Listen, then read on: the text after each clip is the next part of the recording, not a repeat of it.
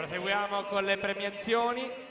Prossima premiazione, quella dei 200 metri stile libero esordienti a femmine. Consegna le medaglie il medico della manifestazione, il dottor Giorgio Palano, e consegna la medaglia di bronzo per il suo terzo posto per i colori dell'acqua ambiente col tempo di 2:26.08 a Giada Furin.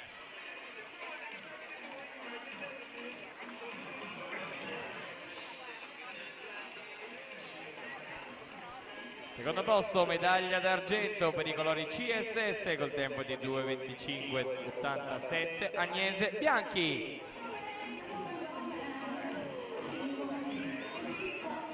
Primo posto, medaglia d'oro vince per i colori della Gesti Sport col tempo di 2:24.34 Martina Famulari.